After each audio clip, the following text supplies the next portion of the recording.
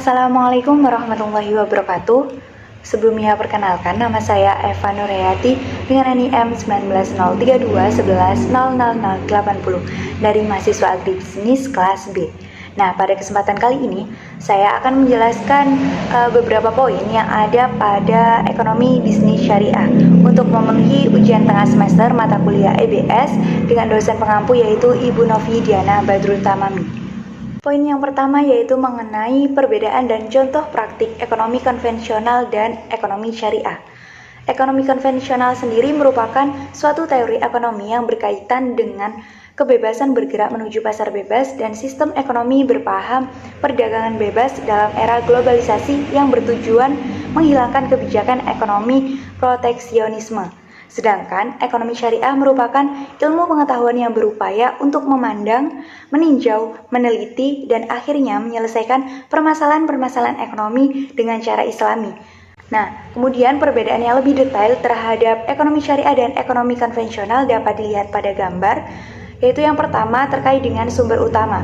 Ekonomi syariah bersumber utama yaitu Al-Quran dan Hadis, kemudian ekonomi konvensional bersumber dari mengacu pada hal yang bersifat positif. Kemudian dilihat dari tujuan, ekonomi syariah bertujuan mencapai falah di dunia dan akhirat, mencapai kesejahteraan dan keadilan bagi rakyat. Sedangkan ekonomi konvensional semata-mata kesejahteraan dunia, mencapai kesejahteraan secara individu. Kemudian dilihat pada aspek kepemilikan, ekonomi syariah, sumber kekayaan yang kita miliki adalah titipan Allah SWT. Sedangkan ekonomi konvensional, setiap pribadi dibebaskan untuk memiliki semua kekayaan yang diperolehnya. Selanjutnya yaitu terkait dengan keuntungan. Ekonomi syariah, keuntungannya yaitu bagi hasil atau pengambilan keuntungan dari persentase pendapatan. Sedangkan ekonomi konvensional keuntungannya berasal dari bunga atau pengambilan keuntungan dari persentase modal. Dan yang terakhir yaitu prinsip. Prinsip dari ekonomi syariah yaitu berprinsip pada konsep scarcity, sedangkan ekonomi konvensional berprinsip yaitu pada goal-oriented disiplin. Untuk contoh praktiknya dari ekonomi konvensional yaitu lembaga perbankan konvensional seperti Bank BCA, BRI, BTN, dan lain sebagainya yang menerapkan sistem konvensional dalam menjalankan kegiatan perbankan. Sedangkan untuk ekonomi syariah yaitu seperti lembaga perbankan syariah yaitu Bank Mandiri Syariah, Bank BNI Syariah, Bank BRI Syariah, Bank Muamalah, Bank Syariah Indonesia yang sudah menerapkan sistem syariah dalam menjalankan kegiatan perbankannya. Poin yang kedua yaitu terkait dengan perbedaan musyarakah dan mudharabah dengan menggunakan diagram akad.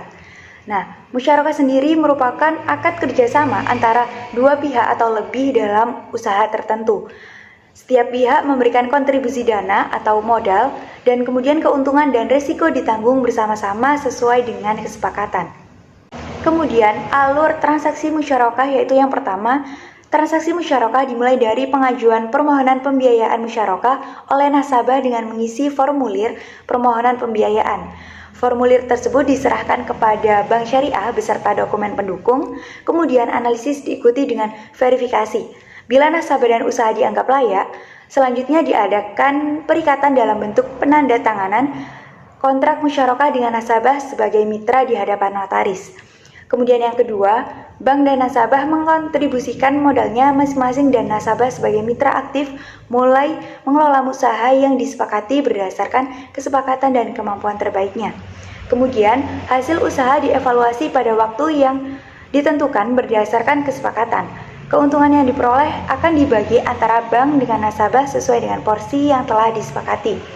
Seandainya terjadi kerugian yang tidak disebabkan oleh kelalaian nasabah sebagai mitra aktif, maka kerugian ditanggung proporsional terhadap modal masing-masing mitra. Adapun kerugian yang disebabkan oleh kelalaian nasabah sebagai mitra aktif sepenuhnya menjadi tanggung jawab nasabah. Kemudian, bank dan nasabah menerima porsi bagi hasil masing-masing berdasarkan metode perhitungan yang telah disepakati. Dan kemudian bank menerima pengembalian modal dari nasabah jika nasabah telah mengembalikan semua modal milik bank usaha, kemudian selanjutnya menjadi milik nasabah sepenuhnya. Sedangkan mudharabah yaitu kerjasama berdasarkan prinsip bagi hasil yang dilakukan antara dua pihak atau lebih yang salah satu atau lebih di antara mereka sebagai pemodal, sohibul mal, dan yang lainnya sebagai pengelola. Kemudian, alur transaksi dari mudharabah sendiri yaitu sohibul mal melakukan akad mudharabah dengan mudharib, yang artinya sohibul mal bersepakat untuk menjalankan mudharabah di mana sohibul mal menyetorkan modal 100%. Mudharib memberikan skill yang dia punya yang digunakan untuk mengelola suatu kegiatan usaha sehingga dapat menghasilkan keuntungan. Nah, dari keuntungan ini dibagi menjadi dua sesuai dengan proporsi yang sudah disepakati pada awal akad. Kemudian untuk modal sepenuhnya akan dikembalikan sepenuhnya kepada sohibul mal. Poin yang ketiga yaitu terkait dengan alur akad wakalah dan hal-hal yang membatalkannya. Alur akad wakalah dapat dilihat pada gambar bahwa penerima kuasa bersama-sama menyetujui akad wakalah sehingga penerima kuasa sebagai wakil berwenang untuk melaksanakan wakalah dengan mengelola objek yang dikuasakan. Kemudian, hal-hal yang membatalkan akad wakalah, yaitu yang pertama, ketika salah satu pihak yang berwakalah itu wafat atau gila. Yang kedua, apabila maksud yang terkandung dalam wakalah itu sudah selesai pelaksanaannya atau dihentikan maksud dari pekerjaan tersebut.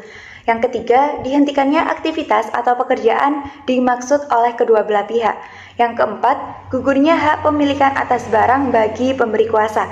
Yang kelima, diputuskannya wakalah tersebut oleh salah satu pihak yang menerima kuasa dan berakhir karena hilangnya kekuasaan atau hak pemberi kuasa atas sesuatu objek yang dikuasakan. Yang selanjutnya, pembatalan akad oleh pemberi kuasa terhadap penerima kuasa yang diketahui oleh penerima kuasa. Dan yang terakhir, penerima kuasa mengundurkan diri dengan sepengetahuan pemberi kuasa. Selanjutnya yaitu mengenai alur akad hawalah dan hal-hal yang membatalkannya. Alur akad hawalah dapat dilihat pada gambar bahwa muhil adalah orang yang berhutang kepada muhal melalui muhal alaih. Dalam hal ini muhal alaih berperan sebagai perantara yang menghimpun dana dari muhal yang disalurkan kepada si muhil sebagai feedbacknya. Muhal akan membayar tagihan hutang kepada muhal alaih.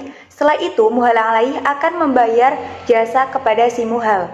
Dalam praktek perbankan syariah, fasilitas hiwalah lazimnya untuk membantu supplier mendapatkan modal tunai agar dapat melanjutkan produksinya. Katakanlah seorang supplier bahan bangunan menjual barangnya kepada pemilik proyek yang akan dibayar 2 bulan kemudian. Kemudian hal-hal yang membatalkan akad hawalah. Yang pertama yaitu pemberi kuasa wafat. Yang kedua, perselisihan antara pemberi kuasa dengan yang diberi kuasa. Yang ketiga, akad hawalah dapat berakhir apabila salah satu pihak membatalkannya atau memfasak akad yang dijalankan tersebut. Yang keempat, meninggal atau bangkrutnya pihak yang menanggung untuk membayar hutang. Dan yang terakhir, apabila pihak yang menanggung untuk membayar hutang telah membayar hutang tersebut kepada pihak yang bersangkutan, maka akad hawalah dianggap telah berakhir. Poin yang terakhir yaitu terkait dengan contoh praktik musakoh di bidang pertanian, namun tidak sesuai dengan bisnis syariah. Nah, di sini saya menggunakan studi kasus yang berjudul Praktik Gadai Tanah Pertanian di Nagori Bandar Rakyat, Kecamatan Bandar, Kabupaten Simalungun. Praktik gadai tanah pertanian yang dilakukan masyarakat Nagori, Bandar Rakyat, Kecamatan Bandar, Kabupaten Simalungun tidak sesuai dengan prinsip syariah karena merugikan salah satu pihak. Sebab akad yang dilakukan hanya untuk mencari keuntungan semata. Dengan memberikan sejumlah uang, mutahin mendapatkan 2 keuntungan. Yang pertama, keuntungan dari hasil pemanfaatan jaminan lahan tanah pertanian. Yang kedua, hutang dari rohin. Hal ini terjadi karena masyarakat tidak memahami hukum Islam dengan baik. Kemudian, minimnya bermuamalah secara Islam membuat masyarakat tidak tahu dampak yang dilakukan, sehingga masyarakat melakukan praktik gadai tanah pertanian menurut kebiasaan yang ada. Dengan menyerahkan lahan pertanian, Rohin mengalami unsur keterpaksaan karena mau tidak mau Rohin harus rela barang yang digadaikan atau marhun, pemanfaatan dan hasilnya dimiliki murtahin. Akibatnya murtahin terus mendapatkan manfaat bertahun-tahun. Padahal hasil keuntungan menggarap pertanian sudah lebih besar dari nilai hutang yang dipinjamkannya ke Rohin, dan Rohin pun tidak menerima hasil panen sedikit pun. Konsep gadai tanah yang terjadi tidak memberikan rasa keadilan untuk rohin karena adanya ketidakjelasan konsep dan aturan kebiasaan masyarakat yang tidak mencerminkan jiwa seorang muslim. Hasil yang diperoleh dari mengolah tanah pertanian tersebut mengakibatkan riba yang terus terjadi karena murtahin mengambil hak yang bukan miliknya. Sebab pada dasarnya, hutang piutang yang mengambil manfaat adalah riba. Lalu akad gadai tanah pertanian yang dilakukan di Nagori Bandar Rakyat, Kecamatan Bandar, Kabupaten Simalungun sudah dilakukan secara lisan dan tulisan serta adanya saksi terhadap masing-masing pihak. Namun mengenai hasil pemanfaatan dan perawatan barang jaminan gadai yakni lahan pertanian tidak sesuai dengan prinsip syariah. Seperti yang dijelaskan dalam Fatwa DSN MUI nomor 25/DSN MUI 3/2002 tentang roh yang menyebutkan dalam ketentuan umum poin kedua bahwa persyaratan barang gadai atau marhun dalam praktik gadai yakni harta atau barang yang ditahan pada marhun dan manfaatnya tetap menjadi milik pihak penggadai atau rohin. Pada prinsipnya, marhun tidak boleh dimanfaatkan oleh murtahin atau penerima gadai kecuali dengan seizin rohin dengan tidak mengurangi nilai marhun dan pemanfaatannya itu sekedar biaya pemeliharaan dan perawatan. Selain itu, pemeliharaan dan penyimpanan marhun pada dasarnya kewajiban rohin. Namun, dapat juga dilakukan oleh murtahin, sedangkan biaya pemeliharaan tetap menjadi kewajiban rohin. Dijelaskan kembali bahwa mengenai besar biaya perawatan marhun tidak boleh ditentukan berdasarkan jumlah pinjaman.